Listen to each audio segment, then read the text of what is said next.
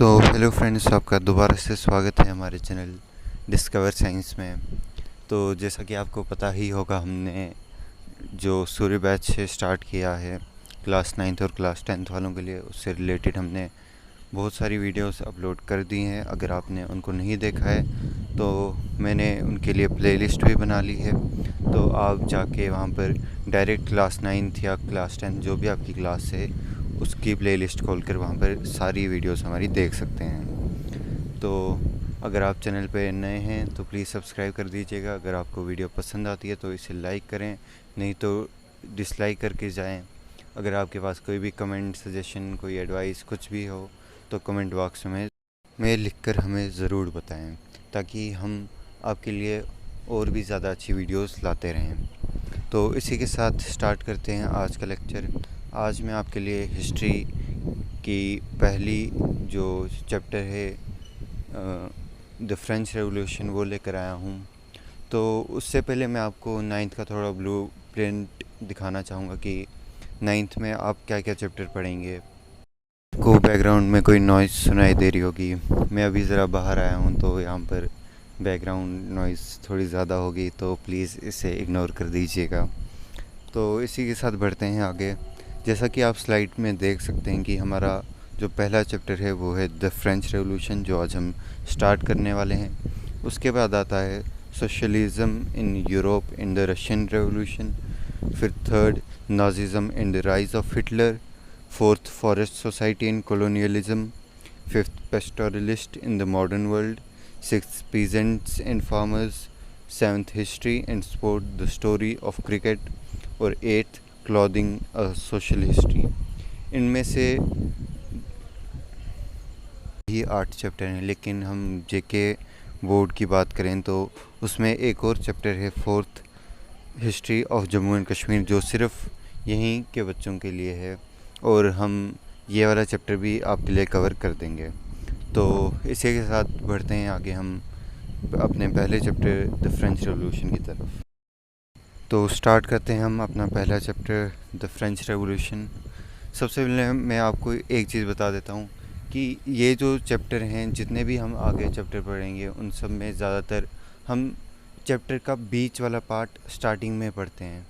ये एनसीईआरटी के हिसाब से ही मतलब हमें ऐसा करना पड़ता है।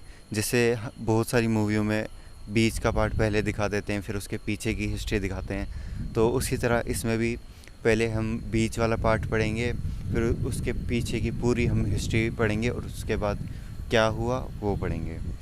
तो जैसा कि आप स्लाइड में देख सकते हैं, जो पहला पॉइंट है, तो 14 जुलाई 1789 की बात है। जो सिटी थी पेरिस की, वहाँ पर एक जो लोगों में डर का माहौल था। क्योंकि वहाँ का जो राजा था उसने अपने जो ट्रूप्स थे उनको ऑर्डर किया था कि तुम सिटी में जाओ, और वहाँ पर ऐसी अफवाहें फैल गई थी कि वो जो राजा है वो उन आर्मी वालों को बोलेगा कि तुम जो सिटीजन्स हैं उन पर गोली चला दो। कम से कम 7,000 आदमी और औरतें एक साथ इकट्ठा हुई। एक टाउन हॉल जो होता है, मेन जो बिल्डिंग होती है किसी भी सिटी की, वहाँ पर उन्होंने गवर्नमेंट ऑफिसेज में हमला किया हथियार ढूंढने के लिए। बहुत सारे पीपल ईस्टर्न पार्ट चले गए सिटी के, जहाँ पर जो फोर्ट्रेस प्रिजन था बेस्टिल का, और उनको उम्मीद थी कि वहाँ पर उनको कुछ ना कुछ हथियार ज़रूर मिल जाएंगे। जो लोग थे उन्होंने जो कमांडर था उसको मार दिया, और उन्हें भी जेल में प्रिजनर्स थे उन लोगों ने उनको छुड़वा दिया, और जो फोर्ट्रेस था उसको भी उन्होंने तोड़ दिया, और उसकी ईंटें लेकर वो अपने साथ ले गए निशानी के तौर पर। उसके बाद जो दिन आए, उन दिनों पेरिस और जो बाकी कंट्री साइड के एरियाज़ थे, मतलब रूरल एरियाज़, वहाँ पर भी बहुत सारे राइट्स होने लगे। बहुत सारे लोग इसलिए प्रोटेस्ट कर रहे थे क्योंकि उस दौरान जो ब्रेड की प्राइस थी वो बहुत ज़्यादा बढ़ गई थी। तो अगर हिस्टोरियन के हिसाब से ये एक शुरुआत था, जिसके बाद जो किंग था फ्रांस का, वो धीरे धीरे अपनी पावर खोता गया, और फाइनली उसको अपनी जो पावर्स थी वो छोड़ देनी पड़ी। तो इस चैप्टर में हम उसी के बारे में पढ़ेंगे कि ये क्यों और कैसे हुआ। तो बढ़ते हैं अगले टॉपिक की तरफ, French society during the late 18th century. जो 18वीं शताब्दी थी उस दौरान फ्रेंच सोसाइटी कैसी थी। 1774 में लुइस 16 जो था बॉर्बन फैमिली का, उसने फ्रांस की गद्दी संभाली। बहुत लंबे समय से वहाँ पर जंग चल रही थी, जिसकी वजह से जो उनके फाइनेंशियल रिसोर्स थे वो सारे ऑलमोस्ट ख़त्म होने पर आ गए थे। उसके ऊपर उनको जो पैलेस था उनका वर्सलेस का, उनको मेंटेन करने के लिए बहुत ज़्यादा खर्चा आता था। जो लुइस 16 था उसने 13 अमेरिकन कॉलोनीज़ को इंडिपेंडेंस गेन करने में मदद करवाई। क्यों? क्योंकि उनका एक कॉमन जो दुश्मन था वो ब्रिटेन था। फ्रांस ने जब इतने सारे वॉर लड़े तो उनको बहुत सारे एम्यूनिशन, हथियारों की ज़रूरत पड़ी, तो वो बाकी देशों से उधार लेने लगे, जिसकी वजह से उन पर 1 बिलियन लिवर्स, जो लिवर्स है ये वो यहाँ पर फ्रांस की उस टाइम पर करेंसी का नाम था।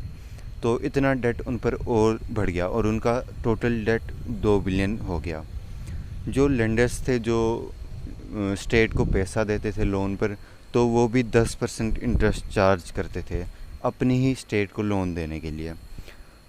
तो जो जितने भी खर्च आते थे स्टेट को, जैसे कि मेंटेनिंग, आर्मी को मेंटेन करने के लिए, कोर्ट को चलाने के लिए, या गवर्नमेंट ऑफिसेज बनाने के लिए, यूनिवर्सिटीज़ के लिए, जितना भी उनको ये खर्च आता था वो ये टैक्सेस से वसूलते थे।